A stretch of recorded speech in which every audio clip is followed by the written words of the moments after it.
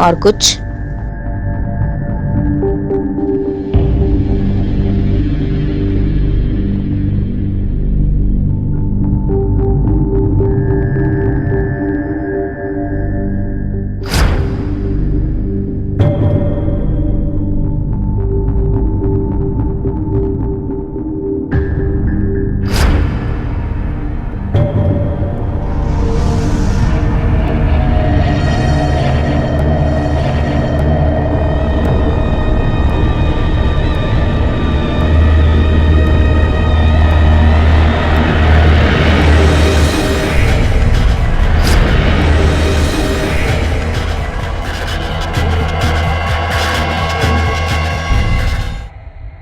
माँ, चाय देना, मैं बाहर हूं। माँ! मेरा अच्छा बच्चा सोनू अब मम्मा के हाथ से खाना खाएगा। मुंह खोलो। सोनू मुंह खोलो। Good boy. करी जा रहा हूं मैं। फिर कब आओगे? पता नहीं, देखता हूं। सोनू का जन्मदिन है अगले हफ्ते, याद है ना? अब सोनू का जन्मदिन मुझे याद रखना पड़े? इसे कुछ पता चलता है? इसे कुछ समझ में आता है जन्मदिन के बारे में?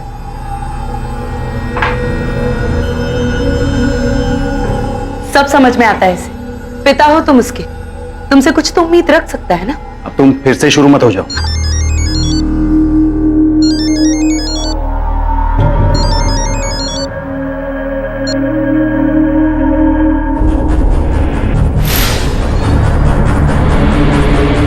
घर में और कौन था? सब पूछताछ कर रहे हैं हम, पता चल जाएगा। मुझे जाने दीजिए। माँ मेरी, माँ। मुझे एक मिनट, आप शांत हो जाइए प्लीज। दक्ष, ये क्या हो गया? माँ ने ऐसा क्यों किया? दक्ष, माँ ने ऐसा क्यों किया? क्या ये वाकई खुदकुशी थी या फिर खुदकुशी की आड़ में छिपी हुई एक हत्या?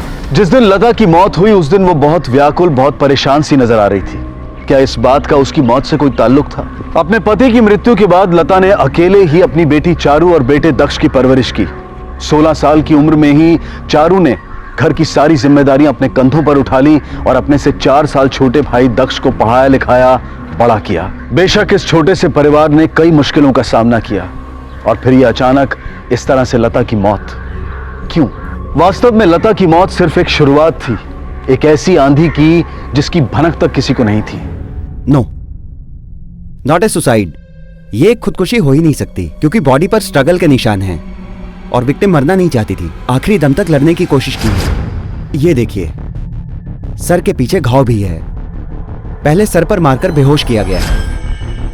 आत्महत्या करने वाला लेफ्ट टू राइट में काटता है और यहाँ राइट टू लेफ्ट में काटा गया। इसका मतलब विक्टिम ने खुद नहीं, किसी और ने इनकी कलाई काटी। नहीं सर, मेरी माँ कभी अपने आप को नहीं मार सकती सर, ऐसा नहीं हो सकता सर। सर, मेन डोर के लॉक के साथ छेड़खानी हुई है, लेकिन आसपास रहने वाले लोगों में से किसी ने कुछ नहीं देखा। सीसीटीवी? कोई सीसीटीवी नहीं है सर। आप लोगों को किसी पर शक है या फिर किसी की दुश्मनी थी आपकी माँ से? दीदी तुम्हें बोलो। नहीं, यूं ही किसी पर इल्जाम नहीं लगा सकते। देखिए, हो सकता है अभी कोई बात जरूरी ना लगे, लेकिन आगे चलकर वही इंफॉर्मेशन काफी काम की हो सकती है। कोई भरोसा नहीं है तो बताइए। मेरा पति मतलब पति था, अब तलाक हो चुका है। रमेश, उसने धमकी दी थी। सर छोड़ दीजिए मुझे सर, मैंने कुछ नहीं किया। सर तुम दोनों सर धोखेबाज हैं, ये लोग झूठे हैं सरासर। ये झूठे तो तुम हो जो अपनी बीवी पर जबरदस्ती करते हो। साहब, ये आए दिन मेरी बेटी को मारता पीटता है। और धमकी किसको दे रहा है बे? क्या हालत कर दी मेरी दीदी की, जेल में सड़ेगा समझा भी। हिम्मत है तो आना, तुझे बताता हूं मैं। हाँ बोलो। चलो देख लूंगा तुम लोगों को वापस आके, मैं कह रहा हूं तुम देख लूंगा तुम लोगों को मैं। साहब कुछ ना ये लोग के घर में चलता ही रहता है। और उनकी बेटी है ना, क्या नाम है, धारा नहीं, हाँ चारू साहब, वो जब भी ये घर में आती थी ना, इनके घर में झगड़ा होता ही था साहब। चारू ने तो पूरे घर का खर्चा उठाया है सर, अपने भाई को बड़ा किया। उसका भाई है ना सर दक्ष, थोड़ा निकम्मे टाइप का है। वो अपने बहन के पैसे उड़ाता है और अपने मायके का खर्चा वो भी सब खुद ही उठाती है। साहब, एक हफ्ता पहले ही तो रमेश जेल से छूट के आया है और 2-3 दिन हो गए तो घर से बाहर ही है। घर में आता है तो मोहल्ले वाले ताने मारने लगते हैं। जीना हराम कर दिया साहब उसका। शादी करके फंस गया बेचारा। चारू, उसकी माँ और उसका भाई, तीनों ने मिलकर उसकी जिंदगी हराम कर दी है साहब। धोखा दिया है उसे। बीवी पे हाथ उठाने के जुर्म में उसे अंदर बंद करवा दिया। गलत क्या किया? घरेलू हिंसा जुर्म है, पता है आपको? कहाँ साहब वो किसी पे हाथ उठाता था। झूठ है सर। रमेश का बाप भी रमेश की तरह मेरी बहन के कैरेक्टर पे उंगली उठा रहा है सर। उन्होंने किसी का कुछ गलत नहीं किया सर। रमेश को गुस्सा आता, वो चारू दीदी पर हाथ उठाता सर। इसी बात को छुपाने के लिए दोनों बाप बेटे मिलकर झूठ बोल रहे थे सर। तुम्हारे घर में झगड़े क्यों होते थे, खासकर जब चारू मिलने आती थी? सर मेरी वजह से। क्यों? सर मेरे पास जॉब नहीं थी, इसलिए जब भी चारू दीदी घर पे आती थी मेरी माँ मुझे ताने देती थी कि मैं दीदी के ऊपर बोझ बना हुआ हूँ, लेकिन दीदी हमेशा मेरी साइड लेती थी सर। इसी बात को लेकर दोनों में झगड़े होते थे। तो वो झगड़े भी सुनने को नहीं मिलेंगे सर।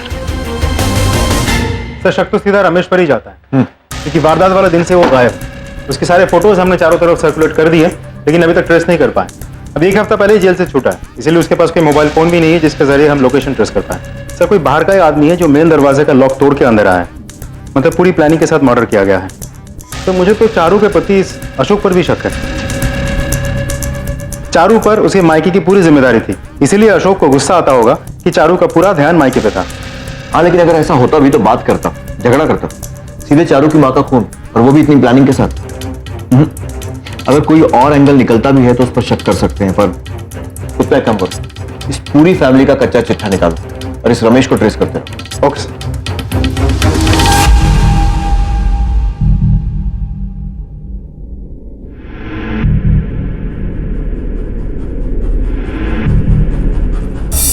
लता वर्मा के मर्डर केस का सबसे बड़ा संदिग्ध रमेश खुद शिकार बन चुका था। अब पुलिस के सामने एक नहीं बल्कि दो हत्याओं का मामला था। सवाल यह था कि क्या रमेश के कत्ल का लता की मौत से कोई ताल्लुक था? पुलिस अब इन दोनों मामलों को जोड़कर जांच करने लगी। सर मुझे तो पता भी नहीं था कि वो जेल से छूट गया था। मैंने तो उस आदमी के बारे में सोचना भी बंद कर दिया था। दोपहर के 12 से 1 बजे के बीच कहाँ थे तुम? सर सोनू की क्लास थी वहीं। कल सैटरडे था। कैसी क्लास? वो नॉर्मल क्लास नहीं sir, special class. Sonu autistic है ना सर, तो शनिवार को उसकी स्पेशल क्लास होती है। सर हम लोगों का रमेश से कोई लेना देना नहीं सर। वो दीदी के साथ इतना बुरा बर्ताव करता था, उसके बावजूद आज तक उस पर हाथ नहीं उठाया सर। तो अब क्या मारूंगा सर उसको? हम लोग ऐसे लोग नहीं हैं सर। लेकिन इस बार तो तुम्हारी माँ का मर्डर हुआ है और तुम्हें तो उस पर पहले से ही शक था, तुम नहीं बताया था? हाँ लेकिन सर तब भी मैं पहले पुलिस के ही पास आता। कल दोपहर 12 से 1 के बीच में कहाँ थे? सर मैं सोनू और दीदी को लेके सोनू के स्कूल गया और उसके बाद बाहर वेट करता रहा, और जब 2 बजे उसकी क्लास छूटी तो। और तुम वहीं रुके रहे? हाँ सर मुझे तो आदत है। एक काम करो, रमेश की सारी डिटेल्स निकालो। जिस जेल में था जेलर से बात करो, पता करो जेल में किसी से दुश्मनी थी या नहीं। तक्ष, चारू और अशोक तीनों की मर्डर के समय मोबाइल फोन लोकेशन निकालो। Okay sir. ये भी हो सकता है कि इस रमेश ने ही लता का मर्डर किया। सर, अशोक गुप्ता के डिटेल्स। पद्मा गुप्ता, 2 शादियां, इंटरेस्टिंग। 2 शादियां करने के जुर्म में तो तुझे अंदर करेंगे ही, लेकिन उससे पहले कुछ और सवालों के जवाब चाहिए। जहां रमेश की डेड बॉडी मिली थी कल तू वहीं था, 12:15 बजे। नहीं सर, आप लोगों को कुछ गलतफहमी हो रही है। मुझे क्या पता आपको डेड बॉडी कहाँ मिली? मेरा इस सबसे कोई लेना देना नहीं है। हमने तेरे मोबाइल फोन की लोकेशन ट्रेस की है। तू आरके सिंह नगर से 1 किलोमीटर आगे था। याद आया कुछ? सर जो पूछ रहा है ना चुपचाप जवाब दे, वरना हवालात में डाल के डंडे से सच उगलवाएंगे तुझसे। मुझे नहीं पता सर। सर ये ऐसे नहीं मानेगा, अंदर करना होगा। चल चल चल चल। नहीं, चल रुकिए, मैं बताता हूँ।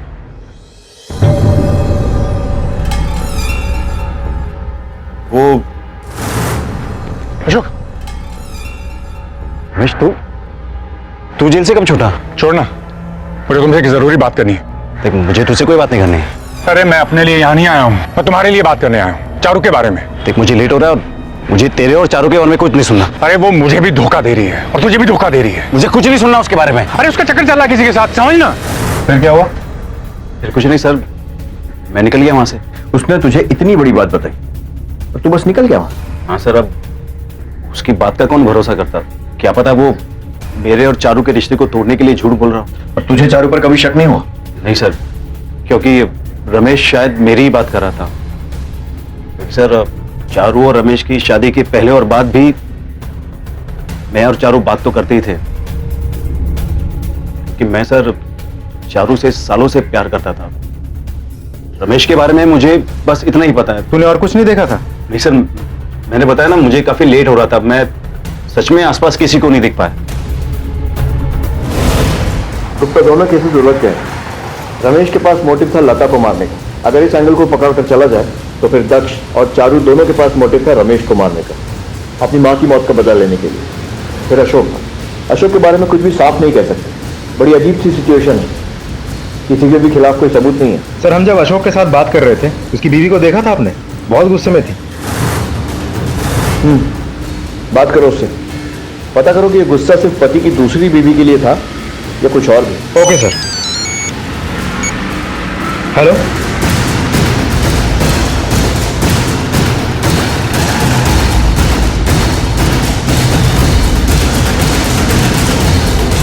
सर, दक्ष नहीं मिल रहा। कल रात से घर नहीं आया है और उसका फोन भी स्विच ऑफ है। सर, मुझे बहुत डर लग रहा है, प्लीज कुछ कीजिए सर, प्लीज। उसके फोन के सिग्नल को ट्रायंगुलेट करो, पता करो लास्ट लोकेशन क्या था। घर की तलाशी लो, देखो कुछ ऐसा मिलता है जिससे पता चले कि कहां गया होगा। फौरन।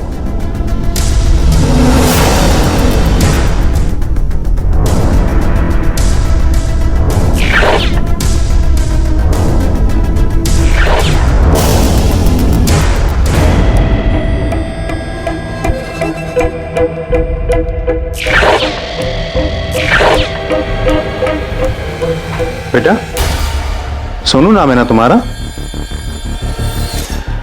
ये दिखाओ, कौन है ये तुम हो? क्या हुआ, इतना डरे हुए क्यों हो? सोनू, सोनू रुक जाओ, सोनू। बेटा। आखिरी बार दक्ष को कब देखा था? जी, कल। दीदी, मैं पूजा के लिए पंडित जी से बात करके आता हूँ, नहीं तो वो चले जाएंगे। ठीक है। अच्छा, वो जो मंदिर के बगल वाली जो दुकान है ना, वहां से सामग्री भी लेकर आना। पैसे है ना तुम्हारे पास? हाँ, पैसे। ठीक है, लेकिन वो नहीं लौटा। सब मेरी कुछ समझ में नहीं आ रहा है। पहले माँ, फिर रमेश और हो सकता है कि गुस्से में आकर उसने रमेश का मर्डर कर दिया हो और उसके बाद डर के मारे भाग गया हो। सर, वो अपनी बहन को, अपने भांजे को छोड़कर ऐसे नहीं भाग सकता सर। जरूर कोई बात हुई है सर, प्लीज उसे ढूंढिए सर, प्लीज। आपको क्या लगता है सर? रमेश ने जेल से निकलते ही बदला लेने का मन बना लिया होगा। सबसे पहले लता को मारा, फिर या तो वो दक्ष तक पहुंच गया या दक्ष उस तक पहुंच गया। नतीजा रमेश की मौत। मुझे लगता है दक्ष पकड़े जाने के डर से भाग गया होगा। ऐसा कुछ हुआ होगा। एक काम करो, दक्ष से जुड़ी सारी इंफॉर्मेशन पिछले कुछ दिनों की, कहाँ गया, किससे मिला, कब मिला, सब कुछ निकालो जल्दी।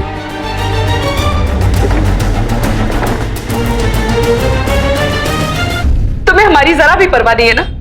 पहले माँ के साथ जो कुछ भी हुआ और अब दक्ष गायब है और तुम अब भी वही हो ना?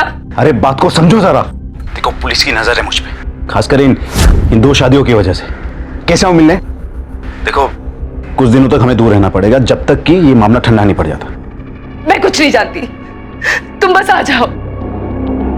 मुझे तुम्हारी जरूरत है, हमें तुम्हारी जरूरत है, प्लीज। अरे तुम समझ क्यों नहीं रही? मना किया था ना तुझे? तेरी हिम्मत कैसे मेरे पति को फोन करने की? शर्म नहीं आती तुझे? बार बार फोन करके हमें परेशान करती रहती है। अरे अपना रोना ना किसी और के सामने जाके रो। आखिरी बार बोल रही हूँ, वार्न कर रही हूँ, तुझे बहुत पछताएगी तू। छोड़ूंगी नहीं तुझे और तेरे पागल बच्चे को, समझी?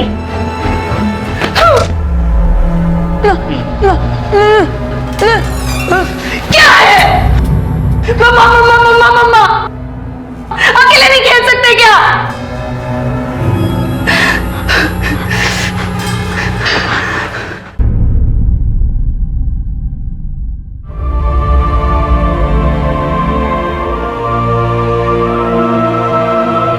सुनो, सुनो, बेटा, मम्मा सॉरी।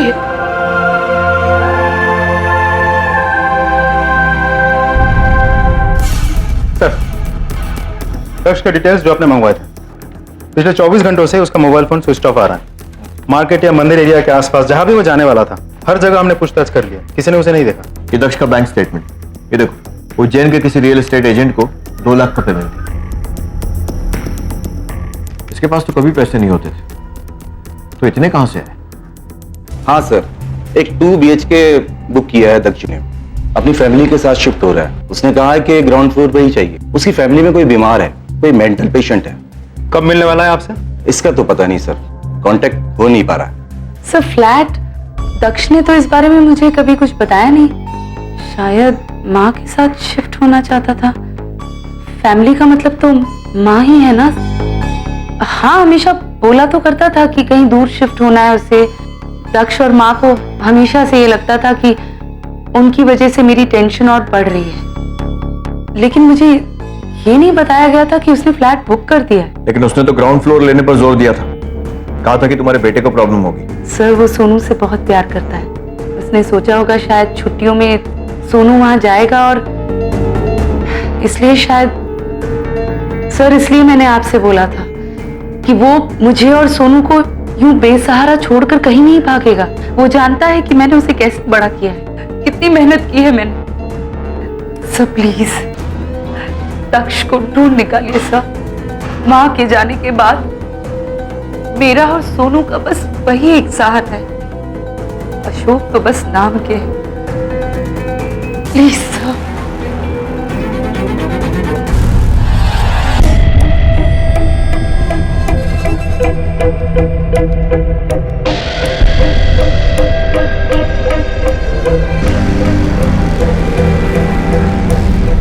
सर आपको वाकई लगता है इसे कुछ नहीं पता इस बारे में? समझ नहीं आता दक्ष ने अपनी बहन से ये बात क्यों छुपाई, अजीब बात है। सर डॉक्यूमेंट्स के हिसाब से जिस घर में दक्ष रह रहा था उसकी माँ के नाम पे है, लेकिन इंस्टॉलमेंट वगैरह सब चारू ने भरे, क्योंकि कमाने वाले सिर्फ चारू थे। सर ऐसा भी हो सकता है कि चारू को इस फ्लैट के बारे में सब पता चल गया हो। उसे गुस्सा आया हो कि भाई दक्ष ने माँ के साथ मिलकर नए फ्लैट खरीदने के चक्कर में पुराने घर बेचना चाहा, जिसमें चारू ने अपने मेहनत के पैसे लगाए। उसे गुस्सा आया हो, उसने दक्ष को मार दिया। और सर ऐसा भी हो सकता है कि अशोक खुद इन्वॉल्व हो, दो घर एक साथ चला के वो शायद फ्रस्ट्रेट हो गया हो, तो चारू और अशोक दोनों ने मिलकर भाई दक्ष को मार दिया हो। या ये भी हो सकता है कि दक्ष खुद गायब हो गया और दोनों को या फिर किसी एक को फंसाने की कोशिश कर रहा हो। पुलिस के सामने संभावनाएं अनेक थीं, लेकिन सबूत एक भी नहीं। लता की रहस्यमय हत्या के बाद सबसे बड़ा संदिग्ध रमेश खुद मृत पाया गया था, और यहां दक्ष के मामले में ना तो कोई संदिग्ध था और ना ही कोई आरोपी। क्या ये सारी हत्याएं जुड़ी हुई थी? क्या जायदाद के लिए खुद चारू और अशोक ने दक्ष की जान ली थी? सबूतों के अभाव में अचानक एक ऐसी घटना घटी जो इस केस में एक नया मोड़ ले आई।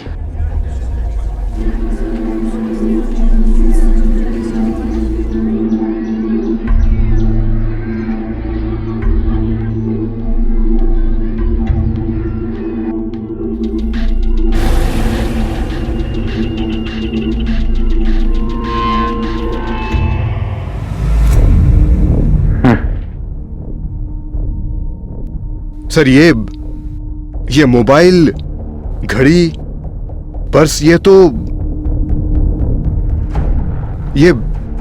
दक्ष का ही है सर। एक बार बॉडी भी देख लो, शिनाख्त जरूरी है। चारू, अशोक मुझे नहीं देखना प्लीज। सर मुझे नहीं देखना। ये अंगूठी, बटुआ, फोन, घड़ी कुछ नहीं देखना सर। ये मेरा भाई नहीं है। चारू ये मेरा भाई हो ही नहीं सकता। मुझे नहीं देखना। अगर तुम नहीं देखोगी तो उसे सही से कौन पहचानेगा? हाँ? चलो चलो, कुछ नहीं होगा। चलो।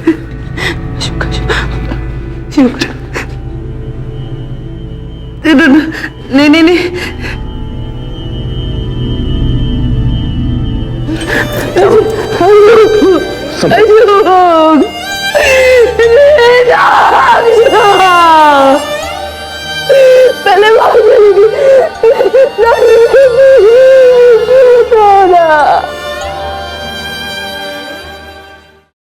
दक्ष के नए घर के बारे में आपको पता है, और ये बात आपने पहले क्यों नहीं बताई? क्योंकि मैं नहीं चाहती थी कि आप अशोक पर भी शक करें। मैं अशोक को नहीं खोना चाहती थी सर। वैसे भी एक एक करके सबको तो खो चुकी हूँ मैं अशोक से बहुत प्यार करती हूँ सर। मैंने सपने में भी नहीं सोचा था कि अशोक दक्ष को नुकसान पहुंचा सकता है। लेकिन क्या? उस दिन तू शक्ल देखी है इन्हें में, चूना लगा रहा है हमको, अपने ही घर वालों को। क्या गलत किया मैंने? मैं अपना घर खरीद नहीं सकता क्या? एक क्या तो 10 घर खरीद। लेकिन पैसे कहां से लाए? कहां से का क्या मतलब है? ये घर बेच के लाऊंगा और कहां से लाऊंगा? सुना तुमने? पाई पाई जोड़ के घर बनाया तुमने। ये महाश ऐसे ही मुफ्त में बेच के मुनाफा कमाएगा। अशोक, एक मिनट, एक बात तो कान खोल के सुन ले। ये घर मेरी बीवी का है, चारू का, और उसके बाद मेरा यानी कि उसके पति का। कैसा पति है? हाँ? अगर इतना ही दम है तो अपनी पहली बीवी को छोड़ गया ना? है दम? नहीं है ना? अशोक रखने दो। तू अगर अपनी 2 बीवियों का खर्चा उठा रहा है तो इसमें मेरी क्या गलती है? और वैसे भी तेरी शादी जो है ना वो गैर कानूनी है। बुज़दिल कहीं के। दक्ष बेटा, अशोक, पागल हो गए हो क्या? क्या सर, वो झूठ बोल रही है सर। मेरा मतलब है कहां सुनी हुई थी, सच है ये। लेकिन वो इसलिए क्योंकि मैं दक्ष को समझा रहा था कि उसे अपने पैरों पे खड़े होना चाहिए। उसे गुस्सा आ गया और वो कुछ भी अनाप शनाप बकने लगा। हमेशा यही होता है सर। देख दक्ष, गुस्सा होने की जरूरत नहीं है, शांति से सोच। आखिर तुझे भी समझना चाहिए, चारू कब तक अकेले सब कुछ संभालेगी? हाँ, ज्यादा भाषण देने की जरूरत नहीं है। इतना ही तो खुद की लाइफ संभालना। मर मर के 2 बीवी के खर्चे उठा रहा है ना। दक्ष, कैसी बातें कर रहे हो? क्या गलत कह रहा हूँ मां मैं? क्या गलत कह रहा हूँ? अगर इतनी हिम्मत है तो अपनी पहली बीवी को छोड़ के आना। नहीं कर सकता ना? है ये आदमी बुज़दिल कहीं का। अशोक, पागल हो गए हो क्या? ठीक तो है बेटा। झगड़े का कारण जो भी हो, नतीजा एक ही है कि तूने गुस्से के चलते दक्ष को मार दिया। इस झगड़े की वजह से सर ऐसे झगड़े उस घर में रोज होते हैं। इसके लिए मैं उसकी जान थोड़ी लूंगा। और रमेश, उसने तो चारू को धमकाया था, गुस्सा भी बहुत आया होगा तुझे, और रमेश को मार दिया।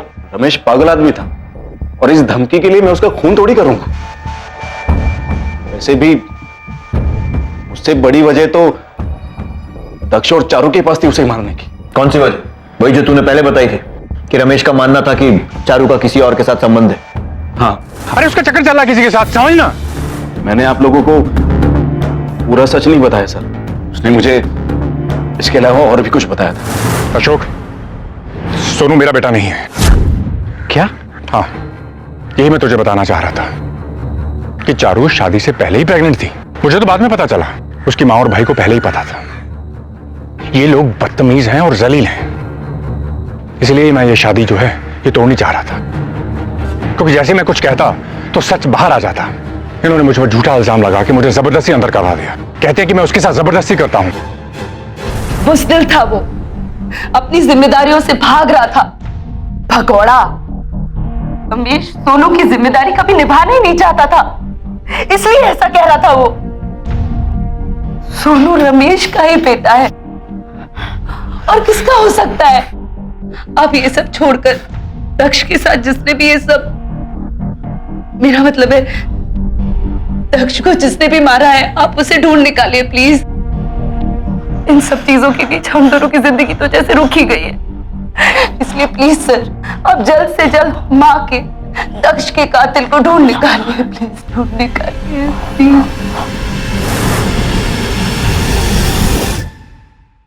सर, कोई तो पॉइंट है जो हम मिस कर रहे हैं। देखा जाए तो एक ही पैटर्न है। लता के मर्डर का शक रमेश पर गया, रमेश की मौत हुई। रमेश के मर्डर का शक दक्ष पर गया, हमें दक्ष की डेड बॉडी मिली। उसकी जली हुई लाश का स्कल और चेहरे की हड्डियां काफी हद तक दुरुस्त पाई गई हैं। उन्हें भोपाल भेजने का इंतजाम करो। Sir, Bhopal? Central forensic lab की ब्रांच है वहां पर। एक्सपर्ट से उन हड्डियों के जरिए 3D फेशियल मैपिंग करवाओ और चेहरे का स्केच बनवाओ। फिर उसे दक्ष के चेहरे के साथ मैच करके देखते हैं। Okay sir.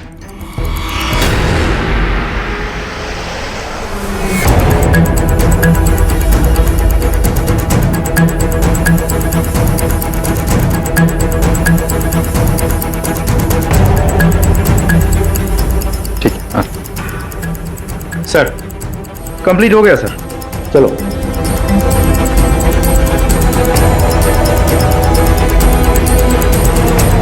सर, ये तो बिल्कुल मैच नहीं करता। इसका मतलब यह है कि वो बॉडी दक्ष की थी ही नहीं और दक्ष अभी तक जिंदा है। सर, ये कुछ दोस्त और पड़ोसियों के भी बयान मिले। उनके मुताबिक दक्ष पैसों को लेकर बहुत मायूस था। अपनी माँ के साथ उसकी अनबन भी चल रही थी। सर, ऐसा तो नहीं कि उसी के चलते उसने अपने माँ को मार दिया हो और अब नकली डेड बॉडी का नाटक करके अपनी बहन को नुकसान पहुंचाना चाहता हो। गुप्ता, अगर ये एंगल सही होता तो नकली डेड बॉडी हमें चारू के मर्डर के बाद ही मिलती, ताकि इन्वेस्टिगेशन बंद हो जाए और दक्ष भी बच जाए। Right sir. क्या सोच रहे हैं सर? सोच रहा हूँ कि कहीं चारू ही तो अपने भाई के साथ मिलकर ये सब नहीं कर रही। खैर चारू इन सब में इन्वॉल्व हो या ना हो, उसकी जान को शायद खतरा हो सकता है। Okay sir. क्या दक्ष जिंदा है? मैंने कहा था सोनू से कि दक्ष मामा जिंदा है, सबसे कहा था, किसी ने विश्वास ही नहीं किया। इसका मतलब दक्ष ने खुद अपनी मौत का नाटक रचा। लेकिन क्यों? पैसे के लिए, प्रॉपर्टी के लिए। और आपको भी थोड़ा सावधान रहना होगा। मुझे नहीं सर, मुझे थोड़ी। सर आप कह रहे हैं कि दक्ष ने ये सब किया, क्यों किया मैं नहीं जानती, लेकिन वो मुझे और सोनू को नहीं सर, कभी नहीं सर। वो हम दोनों को कभी नुकसान पहुंचा ही नहीं सकता। भाई है मेरा, सोनू भांजा है उसका। सर आप नहीं जानते वो सोनू से कितना प्यार करता है। सर आप प्लीज उसे ढूंढ निकालिए बस। सर वो इंदौर में है या कहीं और? कुछ पता चला आपको? पता चल जाएगा बहुत जल्द। चारू को पूरा विश्वास था कि उसका अपना भाई दक्ष उसे और सोनू को कतई नुकसान नहीं पहुंचाएगा, लेकिन इसके बावजूद पुलिस ने चारू की सुरक्षा के लिए उस पर नजर रखवाई। दूसरी तरफ लता और रमेश की हत्याओं से जुड़ी जांच जारी रही, लेकिन दुर्भाग्यवश पुलिस को कोई सफलता नहीं मिली। महीने बीत गए और मामला जैसे गतिहीन बनकर थम सा गया। और इधर चारू अशोक के प्यार और सहारे की उम्मीद में तरसती रही। वो अपनी जिंदगी के टुकड़ों को समेटना चाहती थी, उन्हें जोड़कर सुकून से जीना चाहती थी। चारू का सारा ध्यान अपने मानसिक रूप से विकलांग बेटे सोनू पर था। केस आखिर बंद होने की कगार पर पहुंच गया और तभी अचानक एक अनपेक्षित घटना घटी। हेलो।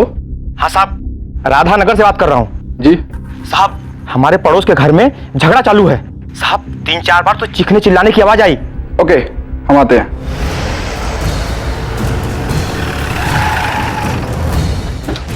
आपने फोन किया था? हाँ सर, मैंने फोन किया था। जोर जोर से चिल्लाने की आवाज आई, झगड़ने की। मैंने एक बार पूछा भी तो 2 मिनट के लिए आवाज बंद हुआ, फिर तुरंत शुरू हो गए। किसी को जाते हुए देखा या अंदर जाते हुए, बाहर जाते हुए? नहीं सर, किसी को नहीं। ये देखिए फोन के दब पे।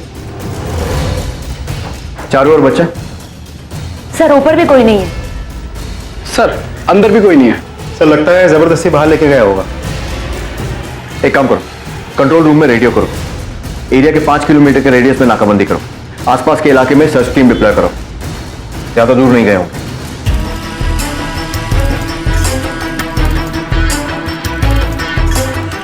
सर मुझे तो कुछ नहीं पता।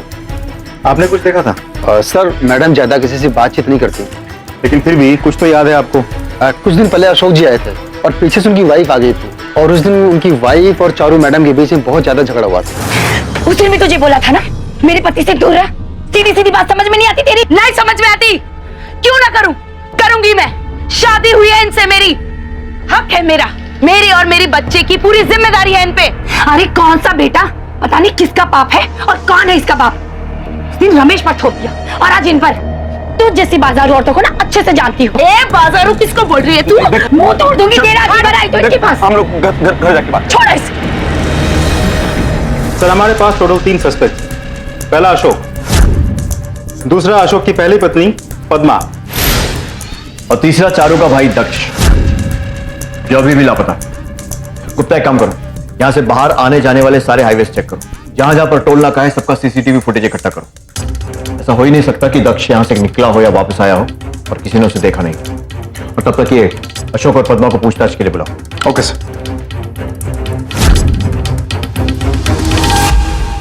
सर मुझे कुछ नहीं पता सर। मैं सच कह रहा हूं सर। देख, अगर पता चला ना कि तूने कुछ भी छुपाया है, घसीट कर उल्टा लटका कर उगलवाऊंगा। मैं सच कह रहा हूं सर, मुझे कुछ नहीं पता सर।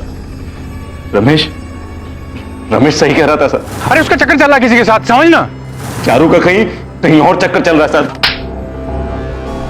फिर यही बात थी तो हमसे छुपाई क्यों? क्योंकि सर तब तक भी मैं चारू के साथ ही रहना चाहता था सर। मैं 16 साल का था तब से उससे प्यार करता हूं।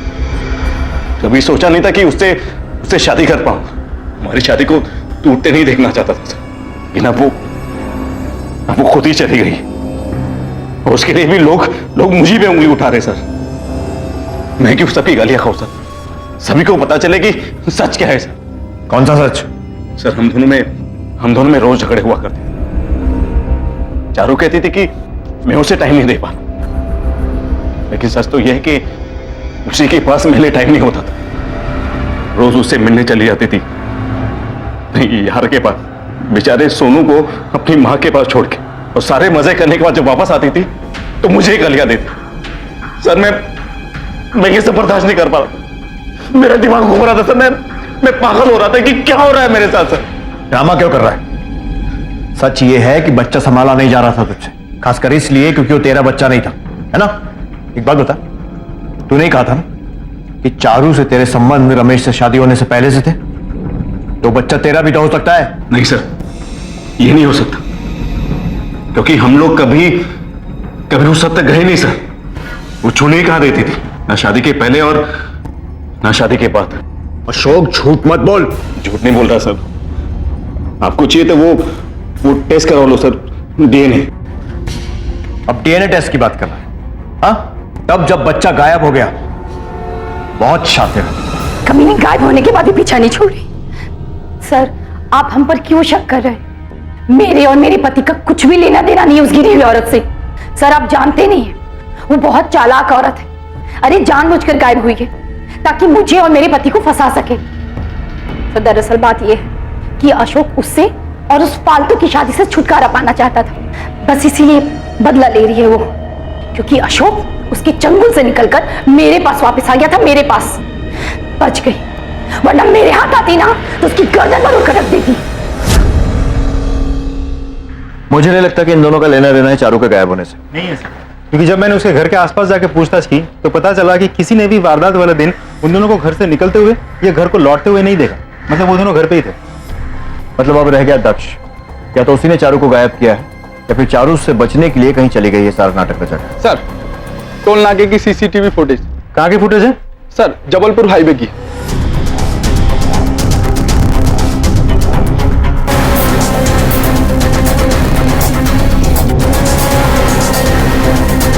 तो मतलब चारू दक्ष से बचने के लिए खुद कहीं भाग गई थी। एक काम करो, गाड़ी की नंबर प्लेट पर जूम करो, नंबर नोट करो और पता लगाओ। Okay sir. हाँ सर, इस औरत ने गाड़ी बुक तो की थी और एक लड़का भी था इसके साथ में। तुम्हें याद है कुछ सफर के दौरान क्या हो रहा था? सर कुछ खास नहीं, बस लड़का तो सोया हुआ था और ये औरत काफी प्रॉब्लम में लग रही थी, कुछ डरी हुई थी। कहाँ छोड़ा था? पूरा एड्रेस? सर एग्जैक्टली तो याद नहीं है, लेकिन इसने कहीं मेन रोड पे गाड़ी रुकवाई और फिर कहीं अंदर चली गई। कौन से एरिया में छोड़ा था? विजयनगर चौक, जबलपुर। विजयनगर चौक, जबलपुर।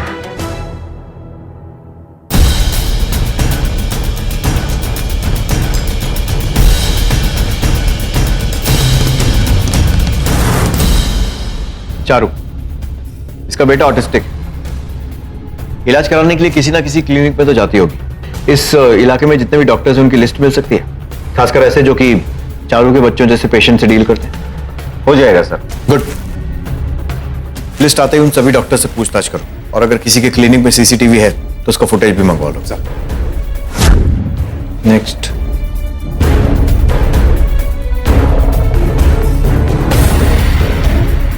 बॉस,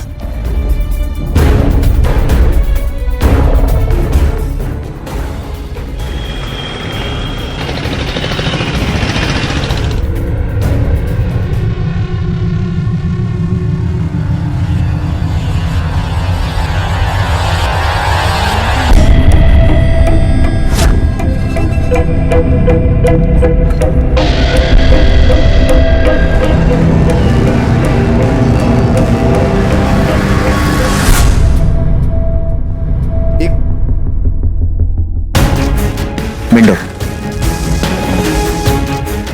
बेटा क्या देख रहे हो?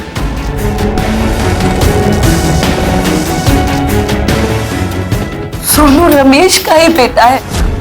सोनू मेरा बेटा नहीं है, चारू शादी से पहले ही प्रेग्नेंट थी।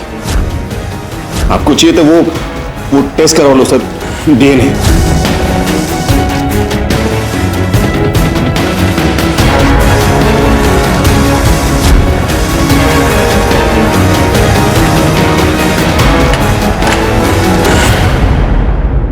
कौन है यार? सर आपका सामान। जाओ जाकर देख, जाओ ना, मैं तो तुम्हारे पास ही हूँ, जाओ। 2 BHK बुक किया है दक्ष जोशी, फैमिली के साथ शिफ्ट कर रहा है। माँ के साथ शिफ्ट होना चाहता था? फैमिली का मतलब तो माँ ही है ना। वो मुझे और सोनू को यूं बेसहारा छोड़कर कहीं नहीं भागेगा। तो वो सोनू से बहुत प्यार करता है। दक्ष को ढूंढ निकालिए सर। बॉस, इस क्लिनिक की सारी डिटेल्स निकालो, पेशेंट का एड्रेस भी रजिस्टर्ड हो, शायद चारू का पता मिल जाए। सर, अरे मैंने कोई किराने का सामान नहीं मंगवाया यार।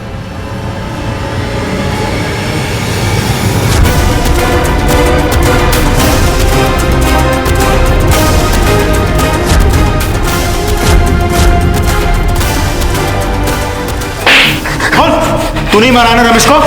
हाँ सर, मैं नहीं मारा, लेकिन मैं नहीं मारना चाहता था सर। जो मारना पड़ा क्योंकि उसने धमकी दी थी। क्या धमकी दी थी? यही कि वो चारू दीदी के किसी के साथ नाजायज संबंध होने की बात दुनिया को बता देगा, और अगर ये बात सामने आती तो किसी न किसी को पता चल ही जाता कि वो इंसान मैं ही हूं। और अगर ऐसा होता तो मैं और चारू दीदी अलग हो जाते, और ये मैं होने नहीं दे सकता था सर। हाँ, मैंने ही दक्ष की मदद की थी माँ को रास्ते से हटाने में। अरे घर बनाया मैंने, और हमें पैसे देने से इनकार कर रही थी।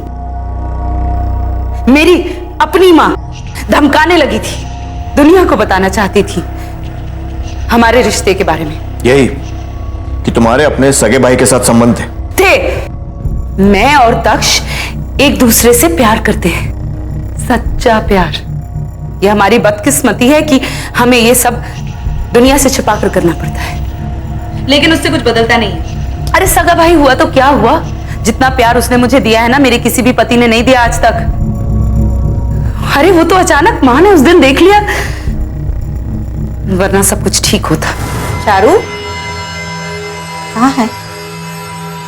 शायद ऊपर होगी।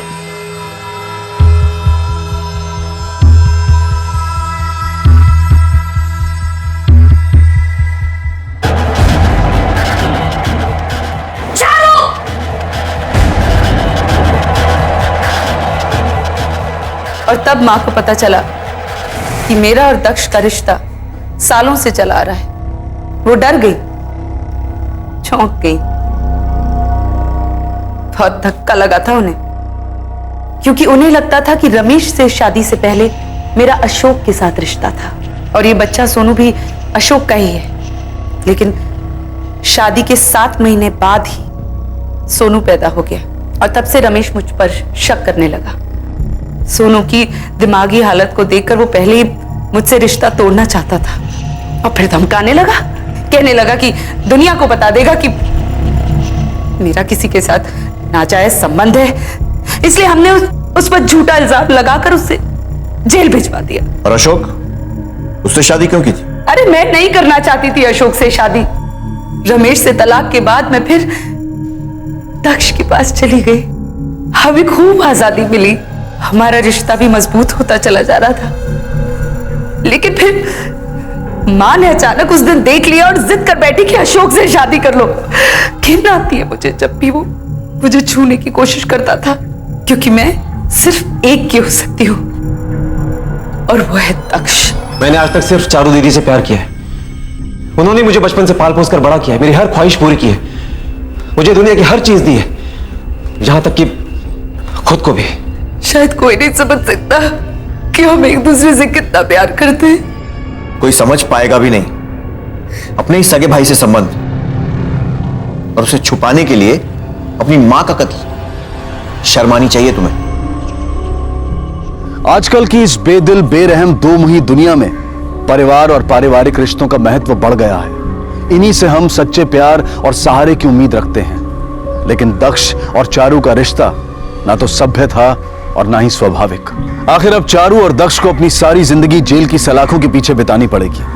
लेकिन सजा सिर्फ उन्हें ही नहीं, बेचारे सोनू को भी मिलेगी, जो अब इस दुनिया में बेसहारा और यतीम बनकर रह गया है। प्रकृति के नियमों का पालन और आदर जरूरी है, क्योंकि जब इन्हें नजरअंदाज किया जाता है तब अपराध पैदा होता है, और अन्याय होता है सोनू जैसे मासूमों के साथ। इसी विचार के साथ अब मैं अनूप सोनी आपसे विदा लेता हूं। फिर मुलाकात होगी अगले एपिसोड में जुर्म की एक और कहानी के साथ। तब तक अपना और अपने परिवार का ख्याल रखें और देखते रहें क्राइम पेट्रोल डायल 100 सबक एक को सीख हम सबको। जय हिंद। हमारी पुलिस दिन रात हमारी सुरक्षा के लिए जुटी रहती है। मुश्किल हालात, खतरनाक अपराधी, जान पर जोखिम, ये सब उनकी रोजमर्रा की जिंदगी का हिस्सा है। लेकिन कितनी बार हम पुलिस कर्मियों को आम इंसान की तरह से देखते हैं। कितनी बार ये ख्याल आता है कि उनका घर परिवार कैसा होता होगा, उनके निजी और पारिवारिक जीवन पर उनके काम का कैसा और कितना असर पड़ेगा। हमारी आज की कहानी कुछ ऐसी है जिसमें एक प्रतिभाशाली पुलिस ऑफिसर को अपनी निष्ठा और अपनी प्रतिभा के लिए एक बहुत बड़ी कीमत चुकानी पड़ी। सर, अर्चना और मेरी बेटी अवनी कल रात से गायब है। मुझे कुछ समझ में नहीं आ रहा है। अबे तुम्हारी बीवी और बच्ची कल रात से गायब है तो एक कंप्लेंट तुमने रात को क्यों नहीं की? सर, वो कल रात जब मैं ड्यूटी खत्म करके 9:30 बजे घर पहुंचा तो खुद की चाबी से दरवाजा खोलकर अंदर गया, क्योंकि अनवी तब तक सो गई रहती है, इसलिए बेल नहीं बजाता। हर्षू भी हॉल में नहीं दिखी। मुझे लगा अनवी के साथ वो भी सो गई होगी। फिर किचन में गया खाना लेने, लेकिन अर्चना ने खाना नहीं बनाया था। तो मैं रूम में गया, लेकिन दोनों रूम में भी नहीं थे, स्ट्रॉलर भी नहीं था। मुझे लगा कहां गए होंगे इतनी रात में। फिर सोचा हर्षू शायद अवनी को नीचे कैंपस में घुमा रही होगी सुलाने के लिए। वो कभी कभी ऐसा करती थी। तो मैंने उसको फोन लगाया, पर उसका नंबर बार बार नॉट रीचेबल आ रहा था। तब मुझे थोड़ा टेंशन होने लगा। फिर भी मुझे लगा कि आ जाएगी, वेट करता हूं, तो टीवी लगा के बैठ गया। फिर कब सो गया मालूम ही नहीं पड़ा। अचानक आंख खुली तो देखा 4 बज गए थे, पर दोनों तब भी वापस नहीं आए थे। तो फिर मैं बहुत डर गया और घर से भाग के निकला उनको ढूंढने। अर्चू, अर्चू, अभय, इतनी सुबह 4 बजे दरवाजा क्यों पीट रहे हो? श्वेता, अर्चना यहाँ आई क्या? नहीं, यहाँ तो नहीं आई। देख, झूठ मत बोल। मैं क्यों झूठ बोलूंगी, आके देख लो। अबे अर्चू, अरे काय बाबा, अभी अरे झाला काय बाबा? अर्चू कहाँ है? अर्चना क्या नहीं आली? इधर नहीं आई तो कहाँ गई? इधर जाएगी म्हणजे? ये बाबा, तुम्ही काय बोलू नका, हाताच टाकली माझी। जा। पण अवनी कुठे आहे? अनिश, बच्चे को लेके भी कहाँ गई है? किधर है दोनों? अरे ऐक ना। अबे यादव, अर्चना की कॉल रिकॉर्ड से निकलवा फटाफट। लास्ट कॉल, लोकेशन, सब कुछ। ठीक है, एक मिनट। अबे, इस केस को हम लोग हैंडल करेंगे। इसमें तुम्हारी फैमिली इन्वॉल्व है, तुम अपने आप पे कंट्रोल नहीं कर पाओगे। और वैसे भी ये प्रोटोकॉल है। सर, भाड़ में क्या प्रोटोकॉल? मेरी बीवी और बच्ची गायब है, उनकी जिंदगी का सवाल है। मैं शांत नहीं बैठ सकता। ठीक है, बट ऑफिशियली नहीं। इस केस का इन्वेस्टिगेशन इंचार्ज राघव होगा। सर, मैं कैसे? मैं तो अभय का जूनियर हूं, तो इस केस को मैं कैसे? राघव, क्या फर्क पड़ता है इन्वेस्टिगेशन कोई भी हेड करे? मुझे सिर्फ अवनी और अर्चना को ढूंढना है। सर, मैं कांस्टेबल को लेकर घर जा रहा हूँ, वहां पे छानबीन करने। ठीक है, तुम दोनों तो एक ही बैच के हो ना? हाँ सर, हम दोनों एक ही बैच के हैं, लेकिन अभय का रिकॉर्ड मुझसे बहुत बढ़िया है। 90% केसेस तो उसने ही क्लोज किए हैं। और सर, वैसे भी 2 हफ्ते में उसका प्रमोशन हो जाएगा, वो मेरा सीनियर हो जाएगा। तो सर, मैं कैसे इस केस को लीड कर सकता हूँ? लेकिन राघव, रूल यही है। सर देखिए ना, 2 दिन पहले ही उसके घर पे गेट टुगेदर की पार्टी थी। हम सब थे वहां पर। सब कोई कितना खुश था। आज अचानक से उसकी बीवी और बच्ची गायब है। यकीन ही नहीं होता सर।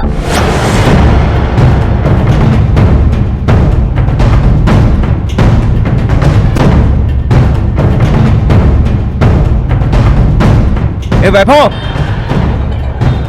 कैसा है तुम्ही? क्या हुआ? अर्चना कल से गायब है, आपने देखा था उसे? अरे वहीनी कल तो शाम को आई थी, बच्चे का डायपर वगैरह लेकर गई। ये लीजिए। अरे मितेश दा, ये वाला नहीं, वो सॉफ्ट वाला दो ना, ये अवनी को चुपता है। ये लीजिए। चले बाबू अवनी।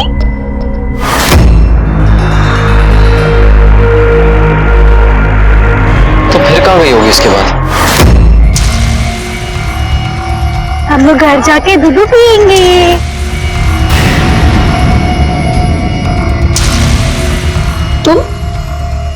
तुम यहाँ?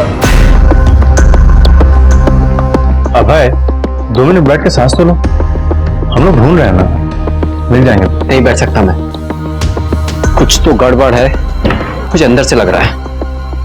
क्या गड़बड़ है? साहब, हमारी बच्ची के बारे में पता चला?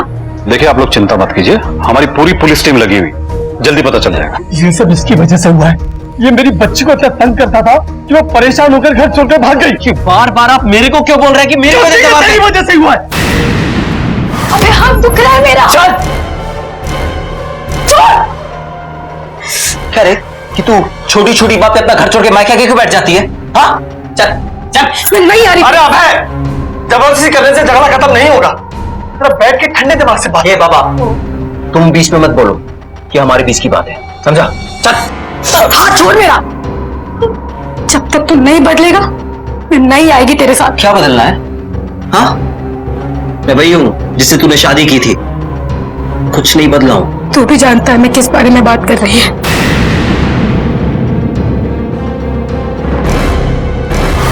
देखिए जो होना था वो हो गया, अब झगड़ा करने से क्या फायदा? हम सबको चाहिए कि सबसे पहले अर्चना और उसकी बच्ची को ढूंढा जाए। हम लोग लगे हुए हैं, जैसे कुछ पता चलेगा आप लोगों को बता दिया जाएगा। फिलहाल आप लोग जाइए। और अबे तुम अपने गुस्से पे काबू रखना सीखो। सर अर्चना के फोन रिकॉर्ड्स आ गए।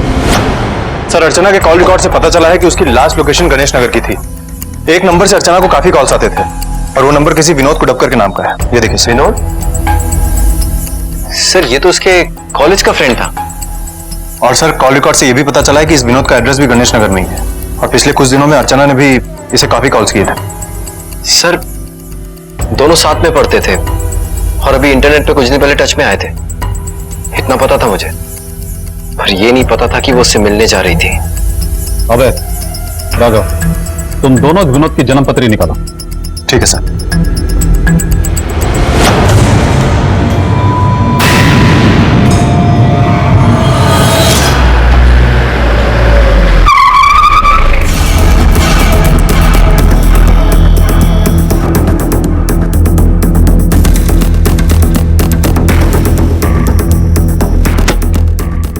यस साला। वॉचमैन से बात करते हैं। विनोद कोडपकर को जानता है? हाँ साहब। कहाँ है वो? साहब कल शाम को वो बाहर गए। कैसे गया? टैक्सी, ऑटो या खुद की गाड़ी थी? साहब उतना ध्यान नहीं मुझे। ध्यान नहीं मतलब? जाते हुए देखा पर ये नहीं देखा कैसे गया? नहीं साहब। अंधा है क्या? अबे आराम से, आराम से। अच्छा सुनो, जैसे ही विनोद आता है हमें इत्तला करो, ठीक है? जी साहब। चलो।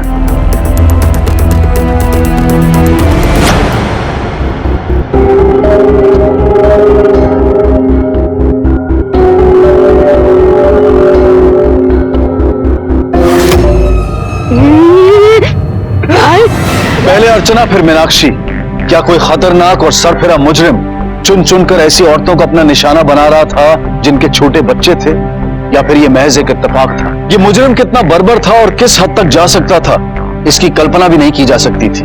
लेकिन अब तक जो बातें सामने आई थी उससे पुलिस के दिमाग में एक सवाल उठा था कि सब इंस्पेक्टर अभय की पत्नी अर्चना के दोस्त विनोद का इस सबसे क्या लेना देना था, और अवनी पर मंडराते खौफ के बादल भी क्या इसी कहानी का एक भयानक हिस्सा है? आखिर अवनी है कहां? सर विनोद के ऑफिस से पता चला है कि वो 2 दिन से छुट्टी पे है और उसका फोन भी बंद है सर। हेलो, क्या? ठीक है रखो। क्या बात है? किसका फोन था? कुछ नहीं सर, वो एक पर्सनल कॉल था। विनोद के फोन रिकॉर्ड्स का डिटेल निकालो। ठीक है सर। सर तो मुझे कंप्लेंट लिखानी है। मेरा नाम मीनाक्षी है। तो मेरे ऊपर एक औरत ने अटैक किया है आर्य रोड मार्केट के पास। देखिए हम लोग कुछ करते हैं, आप फिक्र मत कीजिए। कोई नया डेवलपमेंट राघव? सर मैंने मोबाइल कंपनी से अर्चना के कॉल रिकॉर्ड से विनोद के हर उस लोकेशन की डिटेल मांगी थी जहां जहां से उसने अर्चना को कॉल किया था, लेकिन वहां से कुछ और ही पता चला है सर। क्या? पिछले महीने अभय ने भी उनसे सेम इन्फॉर्मेशन ली थी। तो मतलब अभय अच्छी तरह से जानता था कि अर्चना और विनोद एक दूसरे के साथ फोन पे रेगुलरली टच में? यस सर, उसने हमसे झूठ बोला था। और सर मेरी अभय की पड़ोसी श्वेता से भी बात हुई है, वो अर्चना की बेस्ट फ्रेंड भी है। इन सबको लेकर उसके पास एक खास इन्फॉर्मेशन है सर।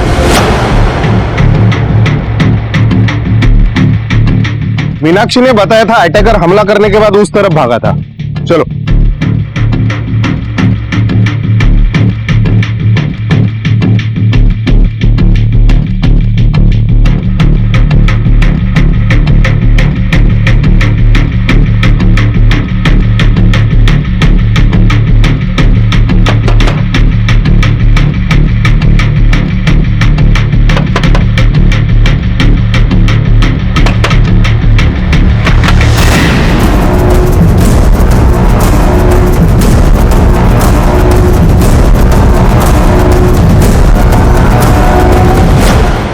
सर, अर्चना और अभय के बीच में कुछ भी ठीक नहीं चल रहा था। हरदम काम का टेंशन, वो हरदम झगड़ा करता रहता था और बीवी बच्चों को तो बिल्कुल भी टाइम नहीं देता था। खाली पीली उस पर शक करता था कि उसका विनोद के साथ चक्कर चल रहा है। अर्चना बेचारी बहुत परेशान रहती थी। बहनी, थोड़ा दूध मिलेगा क्या? वो घर में वो जल गया। हाँ ये फॉर्मल क्यों हो रही है दीदी? और सुना, बाकी सब ठीक है। ठीक है मतलब क्या बात है? बता अर्चना, दिखा ये क्या हुआ? कुछ नहीं। अर्चना यहाँ देख, बता क्या बात है? मेरे को ये शादी बिल्कुल नहीं जम रहा है। मन करता है कहीं भाग जाऊं। तुम बताओ बहनी, क्या मैं इतनी बुरी हूँ कि मेरा पति मुझे बिल्कुल भरोसा नहीं कर सकता? नहीं अर्चना, ऐसा मत कर। सर, अभय आपके साथ काम करता है तो आप लोगों को ज्यादा पता होगा कि उसका गुस्सा कैसा है। उसकी तो कभी भी सड़क जाती है। तू यहाँ मेरे खिलाफ मेरे पुलिस स्टेशन में ही उल्टा सीधा बोल रही है? छोड़ूंगा नहीं तुझे, समझी? यहाँ मेरी बीवी बच्चे गायब है तो तू मेरी नाम का भी फाड़ रही है। अबे कंट्रोल करो घुसपैठ। एक पुलिस ऑफिसर होते हुए भी नहीं जानते कि एक औरत से कैसे बात किया जाता है? देख रहा नहीं, अगर तूने मेरी और अर्चू के बीच और आग लगाई ना तो अच्छा नहीं होगा। मेरी खोपड़ी सटक जाएगी तो बहुत पछताएगी। संभाल के अबे, तुम खुलेआम एक गवाह को थ्रेटन कर रहे हो। अभी और इसी वक्त इस केस के इन्वेस्टिगेशन से तुम निकाल दिए जाते हो। अब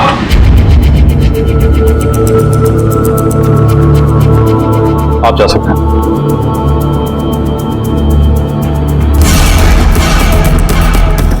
सर, मुझे लगता है कि ये श्वेता सच कह रही है। हो सकता है कि अर्चना सच में अभय से बहुत दुखी हो, इसीलिए विनोद के साथ भाग गई हो। या कहीं ऐसा तो नहीं कि अभय ने ही अपनी बीवी और बच्ची का मर्डर? अभय जिसकी पत्नी और बच्ची लापता थे, फरियादी भी था और अभियुक्त भी। पुलिस को अपने ही साथी के खिलाफ केस बनाना था, उसे रंगे हाथों पकड़ना था, क्योंकि अब तक जितने भी सबूत और गवाह सामने आए थे वो अभय की ओर इशारा कर रहे थे। पुलिस हर कदम पर यह सवाल कर रही थी कि क्या अभय अपनी ही पत्नी और छोटी बच्ची को नुकसान पहुंचा सकता है। अर्चना और उसकी बेटी अवनी की गुमशुदगी अब तक पुलिस के लिए एक पहेली बनी हुई थी।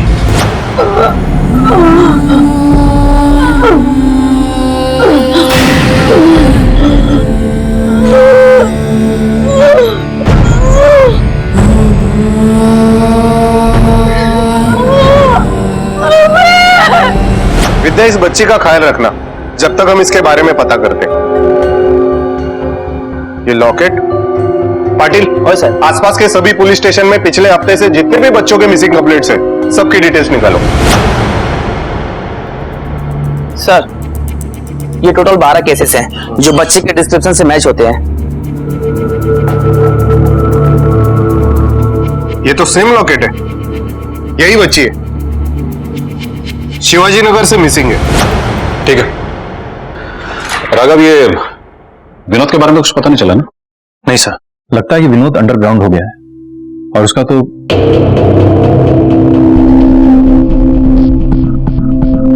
सर, मैं कल के अपने बिहेवियर के लिए माफी चाहता हूं। मुझे इस केस से मत निकालिए। अर्चना की जिंदगी का सवाल है। नहीं, मैं इस केस में तुम्हें दोबारा नहीं कर सकता। ये मेरा फाइनल डिसीजन है। कल का तुम्हारा बिहेवियर बहुत ही शर्मनाक था। तुमने झूठी स्टेटमेंट दी कि तुम्हें अर्चना और विनोद के कॉल डिटेल्स के बारे में जानकारी नहीं थी। झूठ क्यों बोला? सर, अर्चना कुछ टाइम से परेशान लग रही थी पर मुझे नहीं बता रही थी, तो उसकी सेफ्टी के लिए मैंने वो कॉल रिकॉर्ड्स निकाले। मैं तुम्हारी प्रॉब्लम समझ सकता हूं, लेकिन तुम्हारे बिहेवियर की वजह से मैं मजबूर हूं।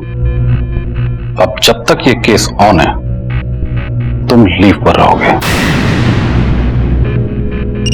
Excuse me sir. हेलो,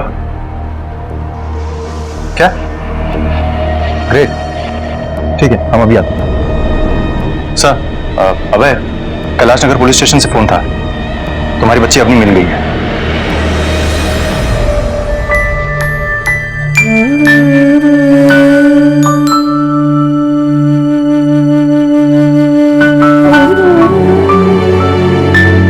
कहाँ मिली? एक औरत के पास से। मुझे अभी मिलना है उससे। अभय, बच्ची इतने दिन बाद मिली क्या? तुम बच्ची का ख्याल रखो। यार मुझे एक बार तो मिले दे यार राघव, मुझे जानना है कि अबे अपनी प्रॉब्लम मत बढ़ाओ।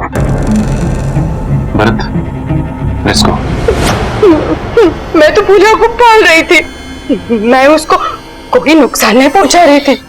मैं उसकी माँ जैसी हूँ ना। लेकिन वो तुम्हारी बच्ची तो नहीं है ना, उसके माँ बाप कोई और है, तुम नहीं हो। मेरी सोनू, मेरी बेबी, बाबा ने बिल्कुल ख्याल नहीं रखा ना तुम्हारा। पर तेरी आई किधर है? क्या हुआ उसको? मेरी भी बच्ची थी, भैया उसे भगवान नहीं गया। तुम्हें वो बच्ची कहाँ मिली? कचरे के डिब्बे में वो आदमी ने देखा था। कौन था वो आदमी? चेहरा देखा उसका? अंधेरा था, नहीं पाया रहा। उसके हाथ में ना कुछ तो था, उसने ना उसको मारा। वो ना पहचानती थी। हाँ हाँ ना, उसने कुछ तो चिल्लाया। क्या चिल्लाया उसने?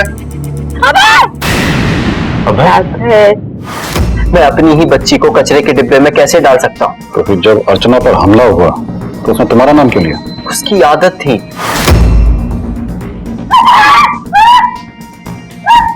काय झाला? वो घबराहट में मेरा ही नाम चिल्लाती थी, चाहे मैं घर पर हूं या ना हूं। It was just an impulsive reaction sir. अबे तुम एक सस्पेक्ट हो। जब तक ये केस सॉल्व नहीं हो जाता, अपना आईडी और सर्विस वेपन सरेंडर करो। सर, मेरी बीवी मिसिंग है। मैं हाथ पर हाथ रख के नहीं बैठ सकता, चाहे वर्दी हो या ना हो। अपना सर्विस वेपन सरेंडर करो एंड गेट अप।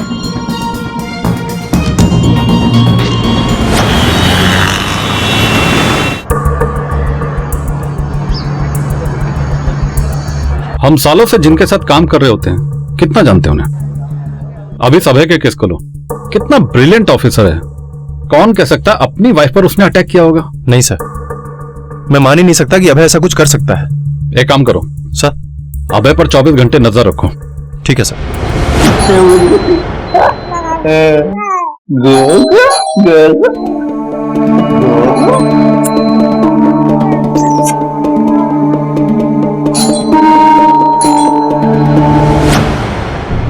मम्मी अपनी को लेने आया हूँ, अब उसका ख्याल हम रखेंगे। अब तो आई नहीं ना तिची, आई नहीं तर बाप तर आए। इसका बाप जिंदा है अभी, अवनी को कोई यहाँ से नहीं ले जा सकता। अबे राव, राग धरू नका, हम इसको छीन कर नहीं लेकर जा रहे। आपको क्या पता बच्चों का, अब तक तो उसकी आई करते आई है ना। आपने तो 15 मिनट भी नहीं गुजारे होंगे उसके साथ। आपकी बच्ची तो आपको पहचानती भी नहीं। मैं सब संभाल लूंगा। अपनी के साथ ये चांस नहीं ले सकते अब हम। हट जाओ बाबा, अपनी को मैं लेकर जाऊंगा। मैंने बोला ना अपने को हाथ मत लगाना।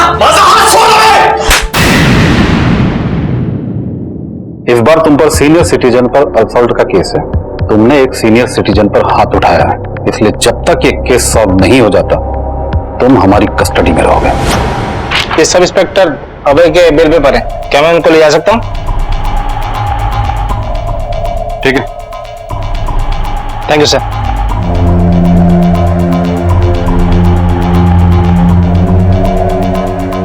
राघव सर, अभय पे कड़ी नजर रखो। वो बेल पे छूट चुका है, कुछ भी कर सकता है। मुझे उस पर जरा भी भरोसा नहीं है।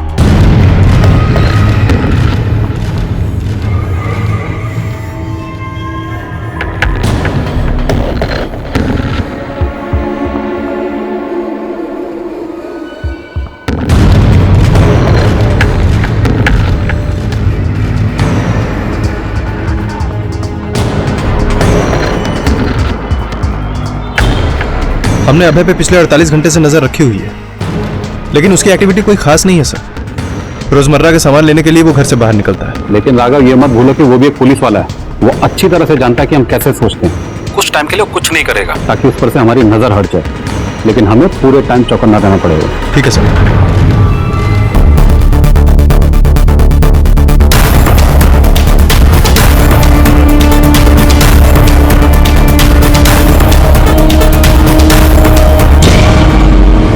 हेलो सर, पिछले 2 दिनों से लगातार एक बाइकर अभय के घर के सामने दिख रहा है और उसको फॉलो भी कर रहा है और अभी निकल भी रहा है सर। तो पीछा करो उसका। ठीक है सर। ओके, और जल्दी इसका नंबर नोट डाउन करो। Sir MS02PF758 sir fast.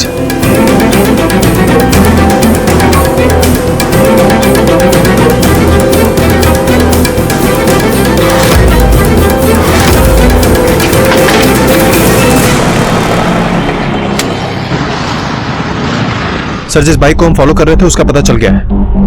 दरअसल वो विनोद के नाम पे रजिस्टर्ड है। सर कहीं ऐसा तो नहीं कि इन सब के पीछे विनोद का ही हाथ हो? लेकिन विनोद क्यों अर्चना को नुकसान पहुंचाएगा? कहीं ऐसा तो नहीं कि विनोद अभय को नुकसान पहुंचाने की मौके की तलाश में हो? उसे फौरन ढूंढ के निकालो, लेकिन अभय को बिल्कुल पता नहीं चलना चाहिए। इस विनोद को अभी तक पकड़ तो नहीं पाया हूं, लेकिन इतना तो तय है कि वो इसी शहर में है। हेलो, ठीक है सर, कंट्रोल रूम से फोन था। विनोद ने अभी अभी अपना एटीएम कार्ड यूज किया है भवानी नगर मार्केट में। गाड़ी घुमाओ।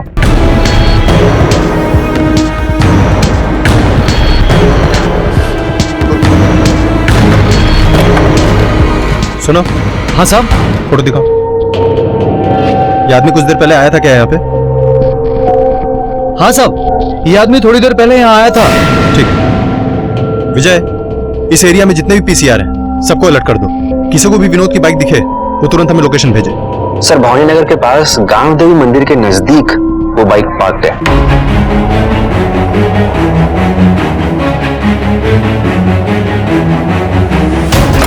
हम बाइक के पास हैं।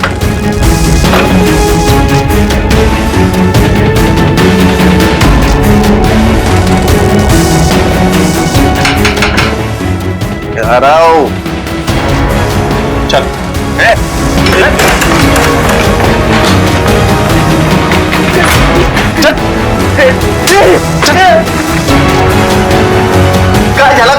कौन हो तुम लोग? बताते हैं कौन है। चल। तो पुलिस को देखकर भागा क्यों? सर मुझे थोड़ी पता था कि ये भाव पुलिस में। मुझे लगा उस अभय ने मुझे मारने के लिए गुंडे भेजे, इसलिए भागा था सर। तो चुपके क्यों बैठा था? सर वही सर, अभय एकदम येड़ा है वो।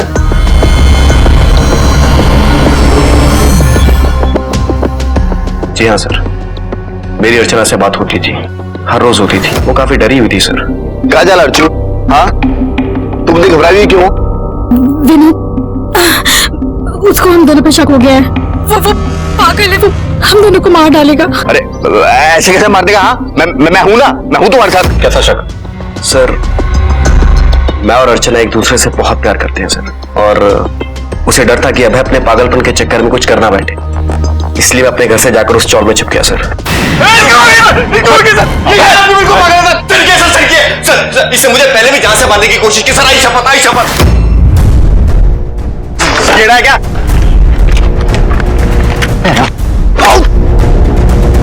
कान खोलकर सुन, अगली बार बोलूंगा नहीं, हड्डी तोड़ूंगा। दूर रहना मेरी बीवी से, समझा? ये झूठ बोल रहा है, मैंने इसे हाथ तक नहीं लगाया, सिर्फ वार्निंग दी थी। अभय, बाहर जाकर बैठो, वरना इन्वेस्टिगेशन को रोकने के चार्जेस में मैं तुम्हें अंदर कर दूंगा। जाओ।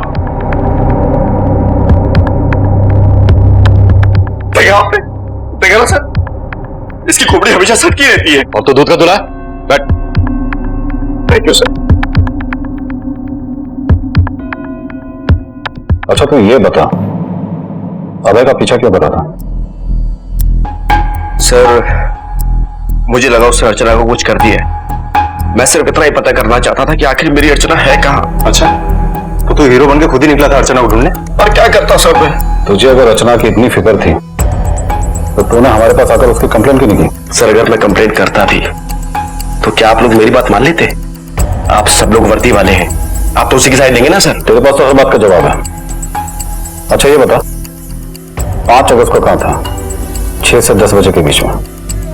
5 अगस्त मैं शायद बीच पर था। हाँ सर, मैं बीच पर था, कंफर्म।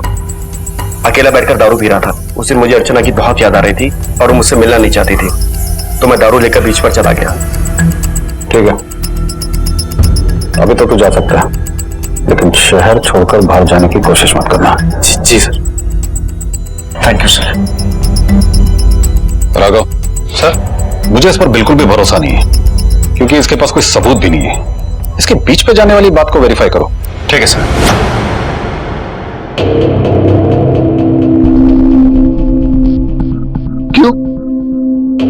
कैसा लग रहा है सस्पेंड होकर? अब कैसे दिखाएगा अपनी वर्दी का तो? ना ना, हाथ लगाने की कोशिश भी मत करना, क्योंकि अब तेरे पास कोई वर्दी नहीं बची है खुद को बचाने के लिए, समझा? वैसे मैं सब सुना तेरे बारे में, अच्छा हुआ तेरे साथ। सर वहां से पता चला है कि विनोद सच बोल रहा था, क्योंकि वहां के लोगों ने उसे बीच पे जाते देखा है। वो बीच पर और कितनी देर रुका, ये तुमने पूछा नहीं? सर विनोद और अर्चना के बारे में कुछ बातें पता चली हैं। विनोद के सोशल नेटवर्किंग अकाउंट से, और मैंने उनके दोस्तों से बातचीत की है। उनके दोस्तों ने बताया कि कॉलेज के समय से ही विनोद अर्चना को लाइक करता था, लेकिन अर्चना ने अभय को चूज किया। और एक बात पता चली है सर, 2 महीने पहले ही विनोद की सगाई हुई थी किसी अर्पिता नाम की लड़की से। एंगेजमेंट तक सब कुछ ठीक था, सब कुछ नॉर्मल था। 6 महीने बाद शादी की डेट की बात चल रही थी कि अचानक, अरे मुझे मेरा पहला प्यार वापस मिल गया है। ऐसे में तुमसे शादी करना गलत होगा ना? होगा या नहीं? वैसे तुम्हें एक बात बताऊं, वो शादीशुदा है पर वो खुश नहीं है और बहुत जल्द अपने पति को छोड़ने वाली है। वो बिल्कुल पागल था उस औरत के लिए। का नाम बताया? नहीं। ठीक है, आप जा सकते हैं। राघव सर, इस लड़की की बातों से लग रहा है कि वो लड़की अर्चना ही है। सर मुझे तो ऐसा लग रहा है कि अभय सच कह रहा है। हो सकता है कि अर्चना ने विनोद को मना कर दिया होगा, इसीलिए विनोद ने उससे बदला लिया होगा। प्यार में हार बर्दाश्त नहीं हुई होगी उससे। और सर ये बहुत ही स्ट्रांग मोटिव है।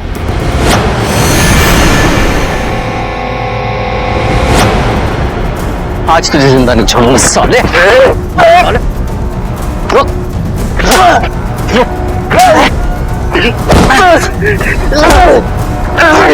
मैं और कितना चुपचाप बैठकर बर्दाश्त करता सर। मेरी बीवी है वो मुझे उसके रेप वीडियोस भेज रहा था, सिर्फ ये जताने के लिए कि मैं उसे बचा नहीं सकता। उसे तो मैं जिंदा दफनाऊंगा। अबे मैं तुम्हारा गुस्सा समझ सकता हूं, लेकिन तुम समझने की कोशिश क्यों नहीं कर रही हो? हमारे पास विनोद के खिलाफ कोई सबूत नहीं है। वो चिल्ला रही थी, मुझसे मदद की भीख मांग रही थी, लेकिन आप ये नहीं समझेंगे। विनोद ने तुम्हारे खिलाफ असॉल्ट का केस दर्ज करवाया, अरेस्ट तो तुम्हें करना ही पड़ेगा।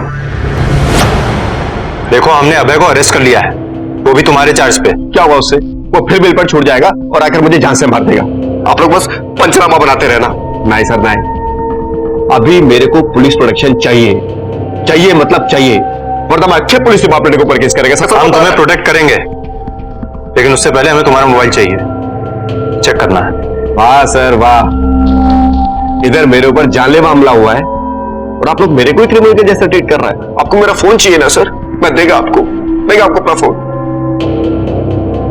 पर पहले मजिस्ट्रेट साहब का वारंट लेकर आइए। अच्छा, मजिस्ट्रेट का वारंट देकर देगा फोन? हाँ, ऐसा क्या छिपा रहा है? अबे तुम्हारा फोन चाहिए, कौन से को बेचना है?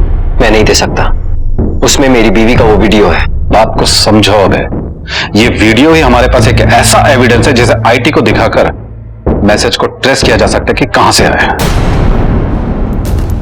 सर अभय को जो वीडियो मिली है उससे ये बात तो कंफर्म है कि अर्चना अभी तक जिंदा है, लेकिन है कहां? उस विनोद पर कड़ी निगरानी रखो।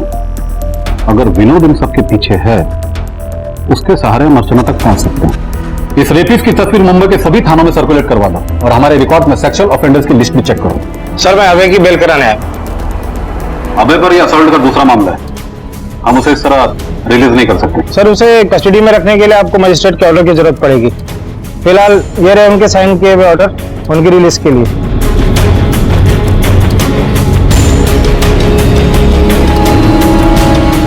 Thank you. और एक बात सर, हाँ, अर्चना का रेप वीडियो इंटरनेट से भेजा गया था, वर्चुअल सर्वर से। इसका मतलब कि सेंडर ने अपना आईपी एड्रेस मास्क करके रखा था। आईटी टीम को थोड़ा वक्त लगेगा उसको ट्रेस करने में। ये विनोद आईटी बैकग्राउंड से है ना? Yes sir. ये काम वो आसानी से कर सकता है। लेकिन सर वो तो 24 घंटे हमारी नजर में है। तुम एक काम करो, वीडियो में जो रेपिस्ट है उस पर फोकस करो। अर्चना को किडनैप करने से पहले किडनैपर ने उस पर नजर रखी होगी, हो सकता है शायद उसे किसी ने देखा हो। ठीक है सर।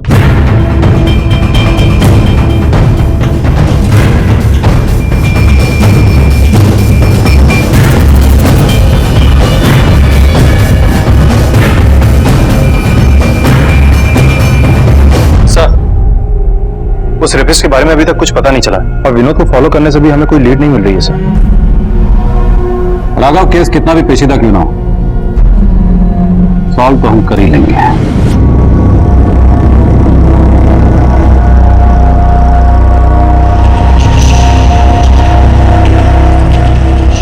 इंस्पेक्टर, विनोद की कंडीशन काफी क्रिटिकल है। लोअर बॉडी पूरी जल गई है, काफी चोट आई है, पर वो बच जाएगा। Thank you doctor. Sir, Vinod की बाइक में जो बम लगा था वो लोकली मेड एक्सप्लोजिव था और उसकी इंटेंसिटी भी कम थी, इसलिए विनोद बच भी गया। और सर, एक गवाह है जिसने बम लगाने वाले को देखा है। दूसरी बार तुम बिल से छुटकर आए हो, लेकिन इस बार बच नहीं सकते। एक आई विटनेस है जिसने तुम्हें अपनी आंखों से देखा है। ये बहुत ही बड़ा संगीन मामला है। मुझे अपने किए का कोई पछतावा नहीं है। दुख सिर्फ इस बात का है कि वो कमीना बच गया। आपको पता है, पिछले 4 दिन में मुझे अर्चना के रेप के 4 वीडियोस और आए। 4 वीडियो? 4 वीडियो कब आए? तुमने तो हमें एक ही के बारे में बताया था। 3 और आए, अलग अलग लोगों के साथ।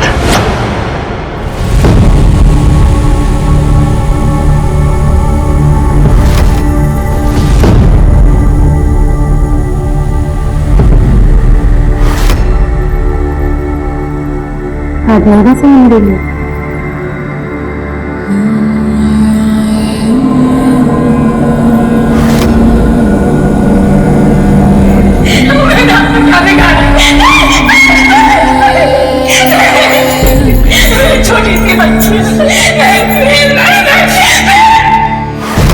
उसके बाद अगले दिन मुझे करीब उसी टाइम पर एक और वीडियो आया जिसमें वो तीसरा रेपिस्ट था।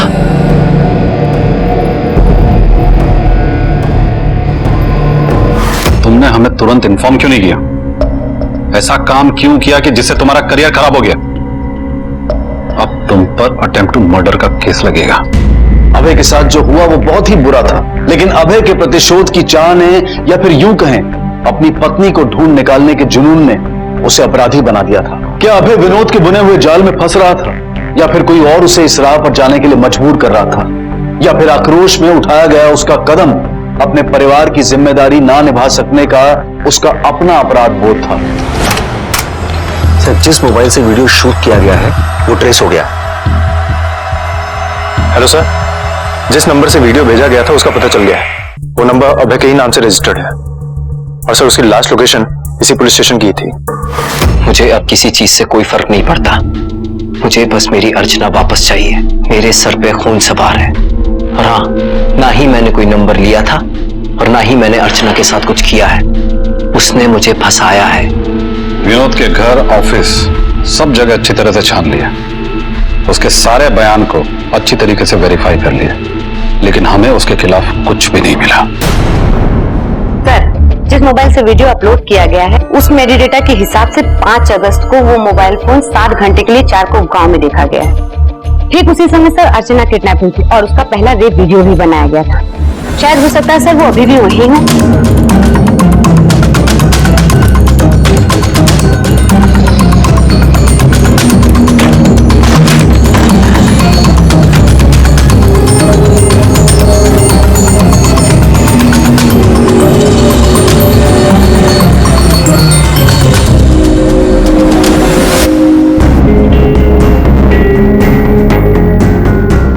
अर्चना को यहीं पे रखा गया था, लेकिन अभी वो यहाँ है नहीं। हो सकता है उसे या तो कहीं और लेके गए या फिर उसे मार डाला है। सर, अर्चना को जिस स्टोर रूम में रखा गया था दरअसल वो फैमिली डिस्प्यूट में बंद थी कोर्ट के ऑर्डर से, और वहाँ कोई आता जाता भी नहीं है सर। इसका मतलब वहाँ पे कोई भी इलीगल एक्टिविटीज हो सकती थी, लेकिन ऐसा कौन है अभय का दुश्मन जो इस हद तक जा सकते हैं? सर, ऐसा भी तो हो सकता है ना कि हमने इस केस को पूरी गहराई से देखा ही ना हो। सकता है कि अभय का कोई पुराना दुश्मन है, क्योंकि सर अभय होनहार और काबिल पुलिस ऑफिसर है। उसने कई मर्डर्स और रेपिस्ट को अंदर किया था। कुछ तो बेल पे छूट गए और कुछ बेल पे बाहर लिया। एक काम करो, कांस्टेबल से बोलकर उन लोगों की लिस्ट बनवाओ जिनको अभय ने सजा दिलवाई थी। देखो अगर किसी को शक हो तो। ठीक है sir. Excuse me sir. Hello, क्या?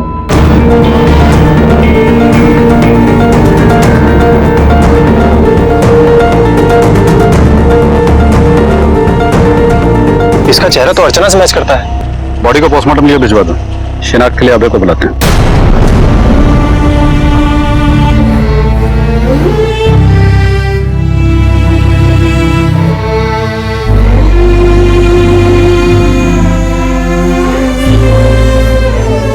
सॉरी अर्जू, मुझे माफ कर देना। मैं तुम्हारा ख्याल नहीं रख सका। तुम चिल्लाती रही और मैं तुम्हारी मदद भी नहीं कर पाया।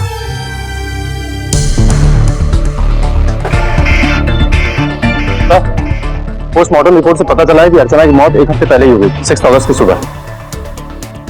मतलब तो सारे रेप वीडियोस एक ही दिन शूट किए गए थे और रेप करके अर्चना को मार दिया गया। अच्छा, अभय ने जिन लोगों को पुराने केस में अंदर किया, उनमें से किसी का नाम भरा है? नहीं सर, अभय ने जितने भी लोगों को अरेस्ट किया था उनमें से टोटल 8 लोग ऐसे थे जो बेल पे छूट गए थे। मैंने सबके एलिबाई चेक किए हैं सर, उनमें से कोई भी इस केस में इन्वॉल्व नहीं था। नहीं राघव, ये जो कोई भी अभय का दुश्मन है वो उससे पर्सनल चीज का बदला ले। अभय, अभय, क्या कर रहा है ये? छोड़ो।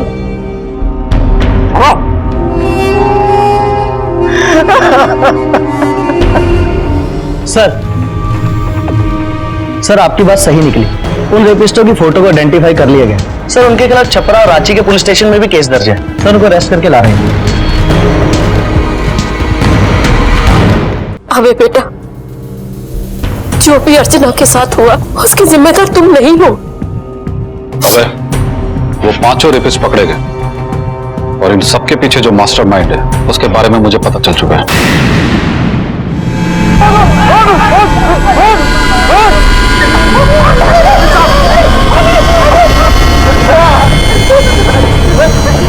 तूने जिन क्रिमिनल्स को पुलिस प्रोटेक्शन देने के बहाने अर्चना का रेप करवाया, उन लोगों ने कबूल कर लिया है कि मास्टरमाइंड तू ही था। क्यों राघव, क्यों तूने एक घिनौना काम किया? अबे तो तेरा बैचमेट था, तेरा दोस्त था, फिर भी वो मेरा कोई दोस्त नहीं था। हम दोनों सिर्फ बैचमेट थे पुलिस ट्रेनिंग एकेडमी में। साला मेरे से आगे निकल गया, मैं पीछे रह गया। सारे प्रमोशंस, जॉब में क्रेडिट सब उसको मिलती थी। यहां तक कि आप भी सारे केसेस उसी को देते थे हैंडल करने के लिए। मैं उसकी हर चीज चाहता था, जो भी उसकी लाइफ में सब मुझे चाहिए था। मैंने कोशिश भी की थी गेट टुगेदर पार्टी में। एक्सक्यूज मी,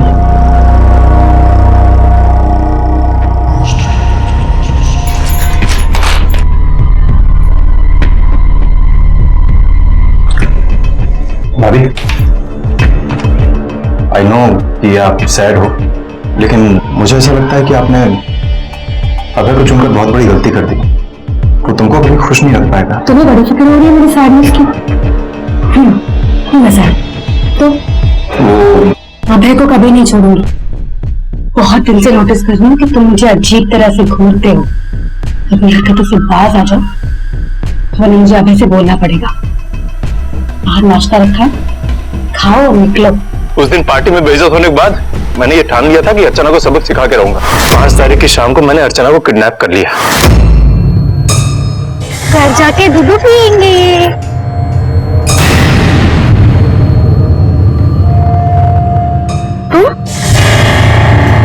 जो इंसान दूसरे की तरह बनना चाहता है वो सिर्फ इसलिए क्योंकि उसकी खुद की कोई आइडेंटिटी नहीं होती है। राघव की ईर्ष्या ने अभय की जिंदगी तबाह कर दी, सिर्फ इसलिए कि अभय राघव से ज्यादा प्रतिभाशाली था, ज्यादा सफल था। ये कहानी हमें सवाल करने पर मजबूर करती है कि क्या हम किसी भी कीमत पर सफलता पाना चाहते हैं? अपनी प्रतिभा, अपने हुनर पर कामयाब होने का हक सबको है। ये वो कसौटी है जहां आपकी मेहनत, आपकी लगन आपको दूसरों से अलग करती है। इसी विचार के साथ अब मैं अनूप सोनी आपसे विदा लेता हूं। फिर मुलाकात होगी अगले एपिसोड में एक और चौंका देने वाले केस के साथ। तब तक अपना और अपने परिवार का ख्याल रखें और देखते रहें क्राइम पेट्रोल डायल 100। सबक एक को सीख हम सबको। जय हिंद। इस तरह के और भी एपिसोड देखने के लिए हमारे चैनल को सब्सक्राइब करें और बेल आइकन दबाना ना भूलें।